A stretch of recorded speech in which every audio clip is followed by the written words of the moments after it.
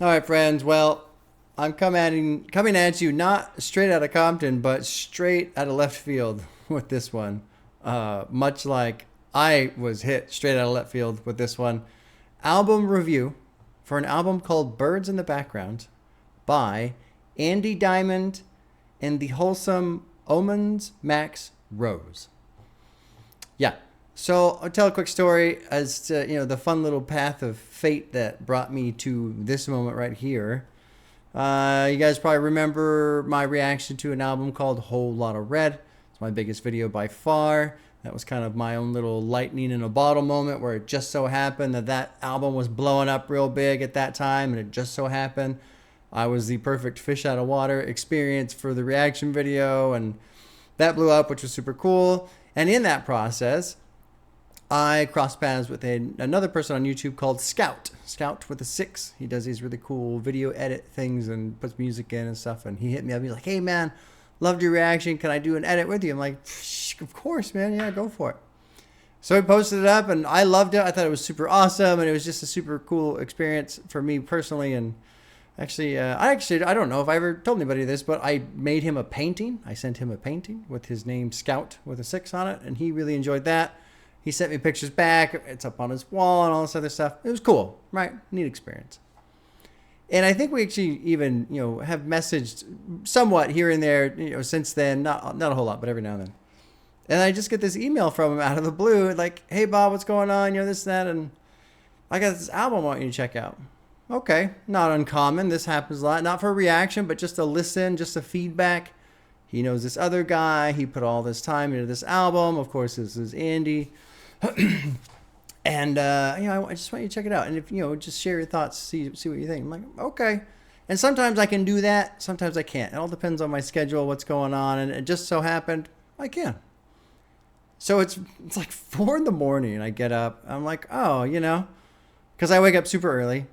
I'll put on this album. I'll play a little Diablo, and I mean, fucking first note, opening track of this album, Birds in the Background. Some dude's just tearing into the violin like he's fresh off a victory down in Georgia over the devil. Somebody's slamming away on the banjo. Standing bass is going nuts. And I'm like, oh, I guess this isn't a hip-hop album. Not a hip-hop album.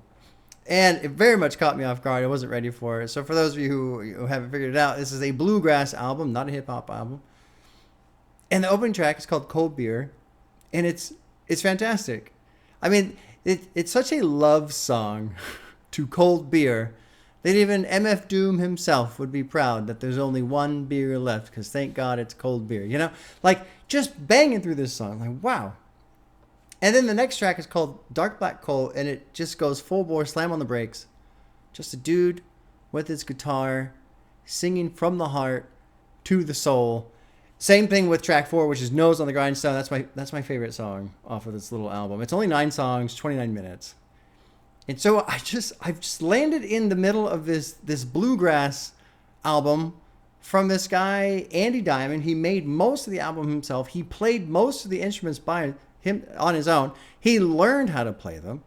We've been chatting a bit back and forth via email. He sent me a picture of his buddy's house that burnt down, where they were using his closet for the recording studio, like the recording booth. Like, just this whole story about how this album came to be, all the work that went into it.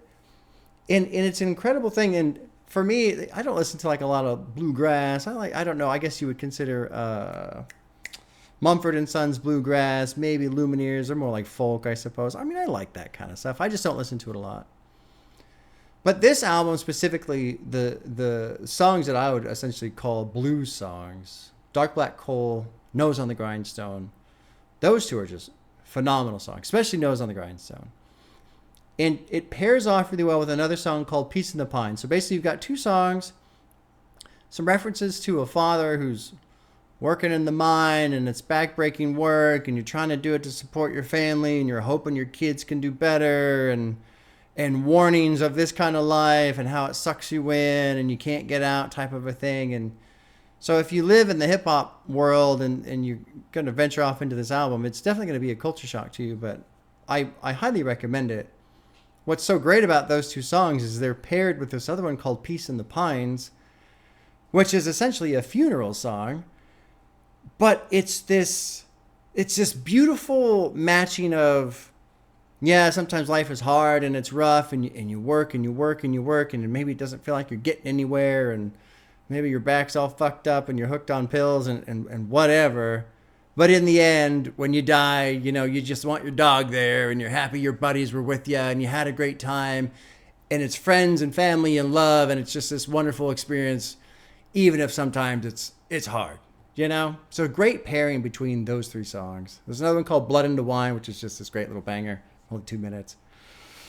I don't like doing reviews necessarily. I mean, those of you who watch my Additional Thoughts reviews video, I don't like describing songs. I don't like describing albums, because to me it seems ridiculous. Like, go listen to it. There are some reviewers out there that they tell you what it sounds like, and to me it's like being told the whole plot of the movie. Like, no, go experience it yourself. But I just wanted to warn people, this is not hip hop. So if you're looking for hip hop, this ain't it. But I encourage everybody to listen to this one. It's a cool ride. Especially Moving Mountains is a beautiful one too. It's about like recognizing the amount of love that comes from a God that you follow when compared to your own life. Like, just a fantastic song. And The Days Engraved, which is the longest one, 4.5 minutes. It closes it out. Good ride, man. And fun experience both listening to it and just the strange nature of how it landed in my ears, essentially. And chatting with Andy, who just has gone through so much stuff making this. And it seems to be so happy now that people are listening to it. So I asked him, is it okay if I make a video? He's like, yeah, of course. If anybody listens to it, cool. Doesn't sound like he's expecting much from it, which is too bad, because he should, in my opinion. Like, some of these songs are extremely well done. And I'm going to send him, I sent it to Bryce. Hopefully, he hasn't told me if he's listened to it yet, but I think he would really enjoy this. There's some other people in mind I want to send it to as well. But yeah, if you feel like venturing out into some bluegrass, want to hear about some coal mining, check out Birds in the Background. And by the way, Andy, I still think you're a liar. I have pretty bad tinnitus, so maybe it's not me, but I still haven't heard a single bird in the background. If you look it up, you got to crank it, I guess. If you look it up on the cover, there's a bird, and the bird's name is Harold. And this was one of the, I already forget the name, the type of bird it was. Sparrow. A sparrow that had decided to live in Andy's barbecue right outside the window when they were trying to record. So apparently sparrows are like social singers, and when they would start singing to record, Harold would just join in. So apparently in this album, you can hear Harold singing in the background. Which is just the best. I love that. That's a fun little wrinkle on the whole experience. Anyway, cheers to you, sir, Andy. Well done. I hope you give yourself the credit you deserve for making this, because from what I'm told, the amount of time you put into it is enormous. Supposedly 5,000 hours from start to finish, which isn't surprising if you're learning how to play the instruments and all this stuff, and then you're doing all the production and post-processing or whatever yourself. And the house burns down, and Harold won't shut up. But I will say this, sir, it shows the amount of time that went into this album. To me, it shines through. And anybody watching this, if you're interested in hearing a couple blues songs where it's just a guy and a guitar, you're going to hear some of the best there is, in my opinion. All right. There you go. Take care. We'll see you soon.